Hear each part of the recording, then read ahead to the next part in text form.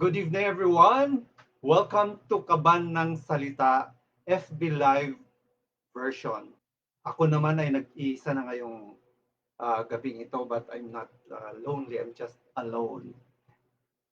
Uh, anyway, shout out muna kay Jairus, our baritone host. He's not around kasi meron siyang the whole afternoon community health practicum kasi he's actually pursuing a nursing degree. And also shout out kay Riley, who was asking me kailan ang ating Bible quiz. One of the Tuesdays of October, we will devote to our Bible quiz. So ako muna ngayon, but shout out to Riley and Jairo. Sana you are in good health there. At kayo rin namang lahat na nanonood ngayon dito sa ating live stream, FB live stream. So, mag-a-advent na.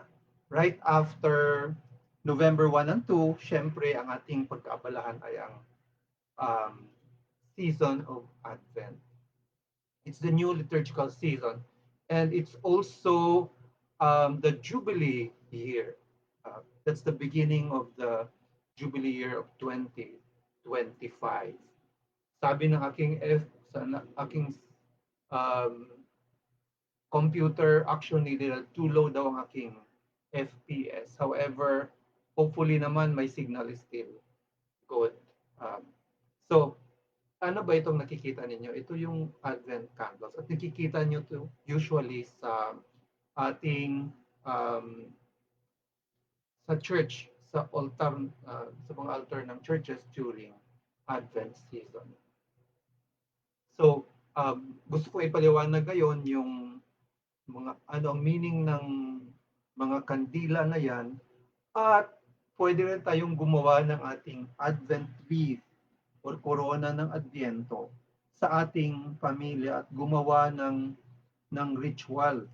Especially pag kumakain kayo, you can light the candles to celebrate meaningfully the season of Advent. In fact, itong set ng candle na to, meron siyang kasamang prayer booklet, which is the prayer of praying the Advent rite, especially during mealtime or before mealtime, um, in Tagalog at in English. So first, yung Adventus muna. Adventus is the Latin term which means coming. Ang Greek word ng Adventus ay parousia.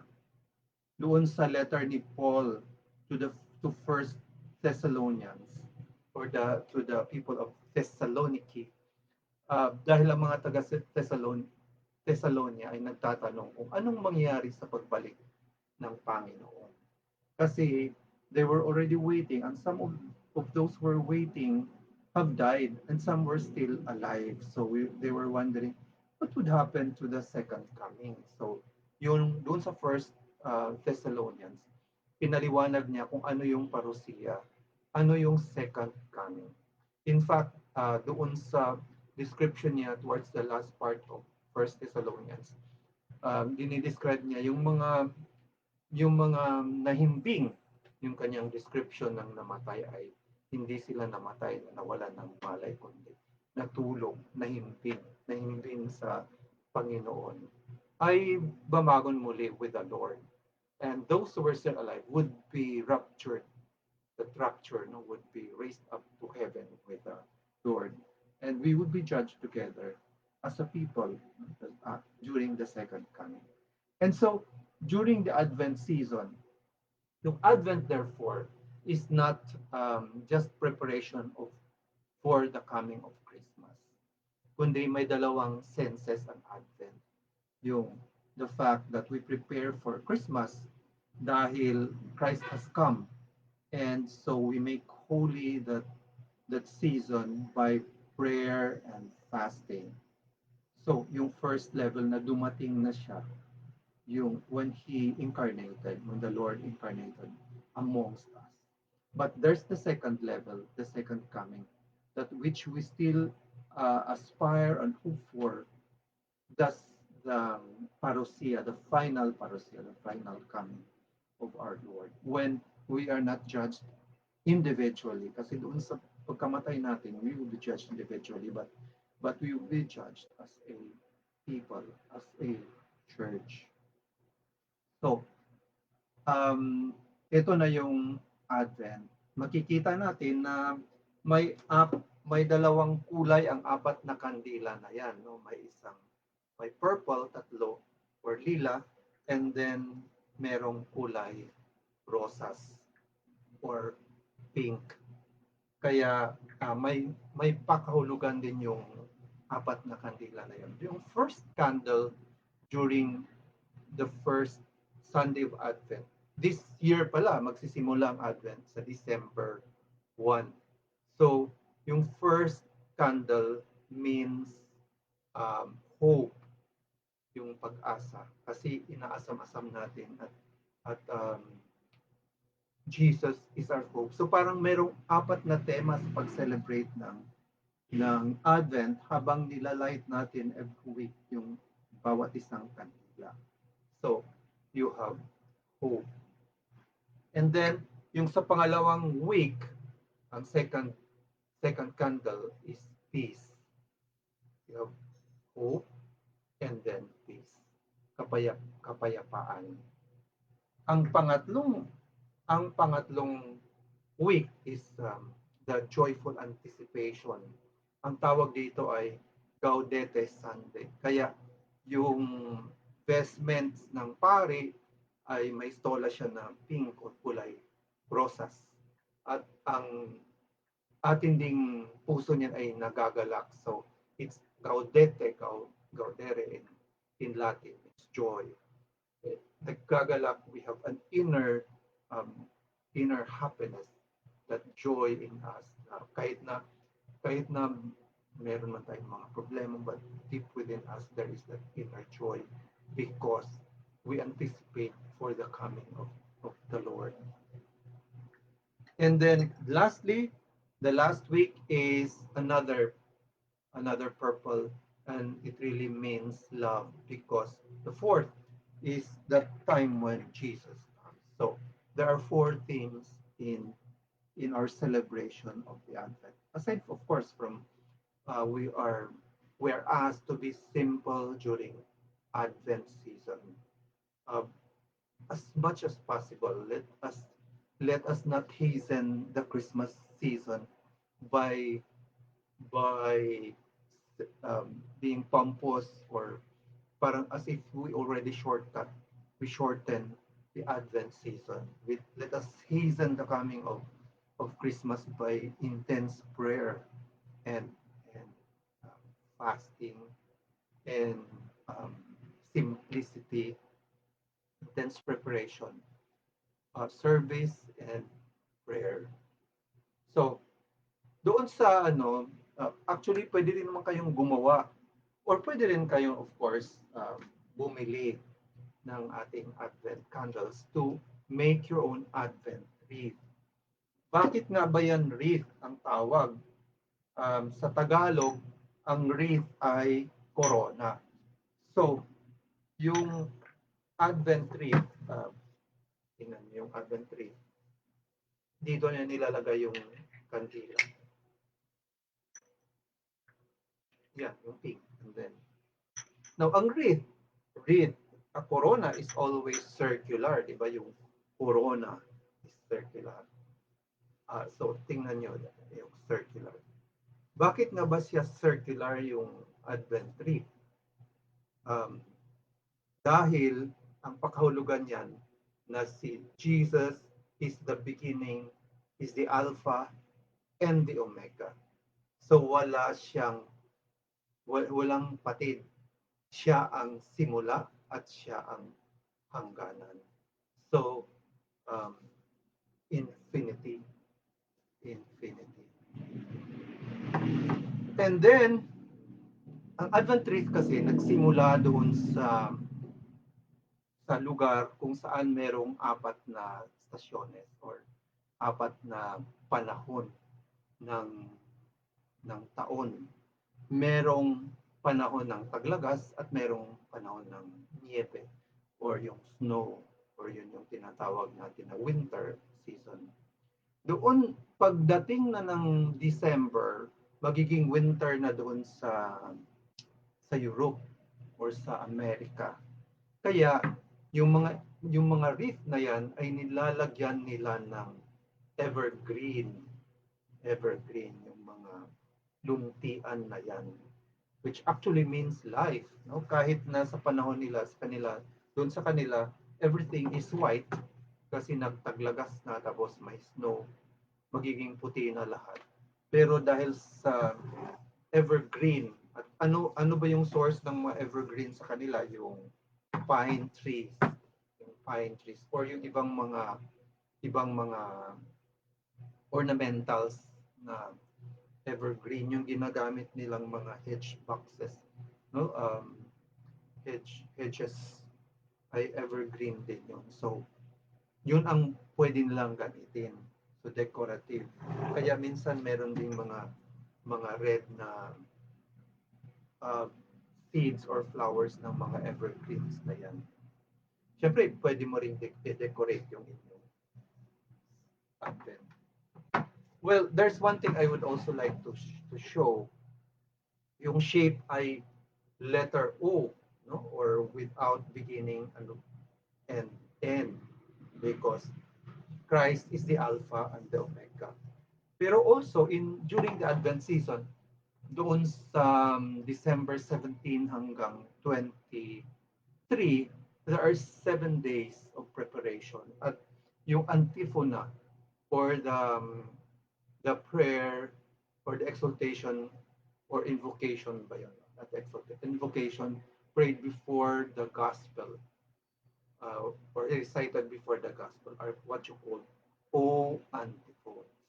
Lahat ng mga titles of Jesus or the traits of the Messiah and um, is invoked as the O antiphon. Usually kasi sa ating mga prayers, no, or sa ating mga songs, ginagamit yung O na parang pagsusumamo. For example, ang maalala ko yung O Jesus, ilumin mo, yaring sugatang puso. So parang tagos sa puso yung pag sinabi mo, O Jesus. Ngayon, sa 7 araw na yan na sinasambit natin yung O antiphon, ang mga titles ng pagka-Mesiyas ni Jesus ay ini-invoke yung O wisdom, O sapiensya, O Adonai, O Lord, O karunungan yung wisdom, O Adonai, O Lord, O Panginoon, O Radix Jesse, O root of Jesse, um, O ugat ni Jesse, O Clavis David, O key of David, O susi ni David, O Oriens, O rising sun, O sumisikat na araw, O Rex Gentium, O King of the Nations, O Hari ng lahat ng mga bansa. At ang pangpito ay ang O Emmanuel, na ang pakahulugan ay nasa atin ang Diyos o ang Diyos ay nagkakatawang tao o Emmanuel. So doon pa lang sa ating read ay napakalalim ng meaning doon ng bakit siya corona, no? Aside from telling us that Jesus is the beginning and the end, Alpha and Omega, siya rin pala ay iba-ibang uh, may iba-ibang characteristics being the Messiah. What I'd like to tell you now is that you can actually buy this one in our bookstores with liturgical guide or the prayer guide in Filipino and English. And then every week when the season of Advent begins, you can light the candle.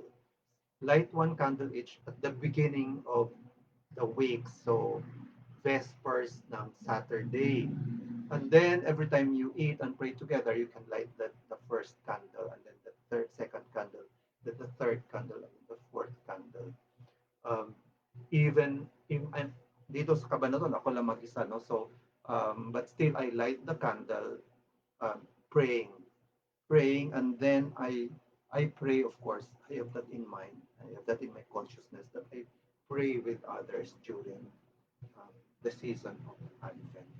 Ngayon, uh, paano ka ba gumawa ng simpleng Advent wreath sa inyo? So, pwede instead na yung koronang mamahalin, no, just in case ma-afford ang mga wreath na ginawa ng St. Paul's because of the very expensive materials, pwede kang bumili na lang ng ganitong kandila. And then, bumili ka ng bilao. Ang bilao, tingnan nyo, ang shape niya ay um, Jesus is the beginning, is the Alpha and the Omega. It has no beginning and no end. And then you can also uh, get succulents or the evergreens around us. You know, the Philippines is rich in greeneries. Kaya pwede nyong, ang maganda talaga, syempre, ang pine tree, yung ago pines, I would last for one season. Or yung ibang klaseng pine tree na ang kanyang mga leaves ay medyo malaki, no? And during my novitiate, yun ang ginamit namin kasi it would last for 4 weeks yung greenery niya. But you can actually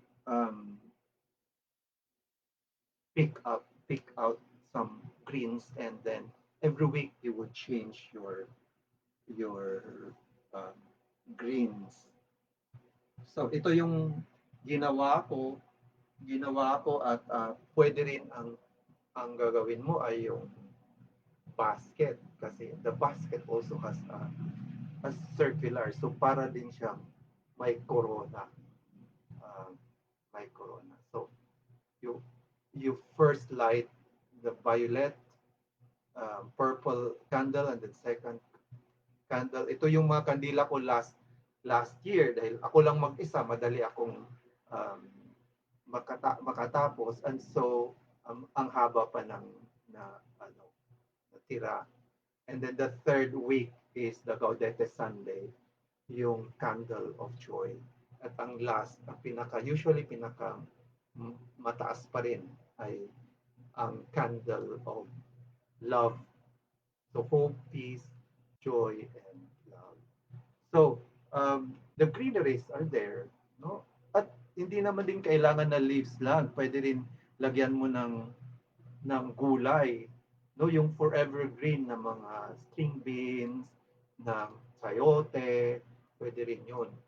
Um, so, those are things that we can do a lot. And what is important is that we will gather together as a family and pray the Advent prayer, and um, together wait for the coming of the Lord, both for the during Christmas and the coming of the Lord when He comes again. So, hindi ko na talaga tagalan. Last time, parang umabot ako ng 25 minutes. But ngayon, 18 minutes lang. Anyway, thank you na andito tayo ngayon sa St. Paul's Bookstore. And so I thank so much St. Paul's Bookstore for this place. And I thank my Biblos community, prayer group, and Haylene, Kabilin for providing us AV switcher and 2 cameras. And I thank my collaborators. It's regards to Jairus and Friday. And see you all next time. We would talk later. I would talk about the November 1 and 2 ritual if I have time. And then, of course, watch out for our episode ng Bible quiz. That's all for today. Remember to like and subscribe sa ating Caban ng Salita every Tuesday, 7 p.m. And may God bless you. See you all all for the gospel. Bye.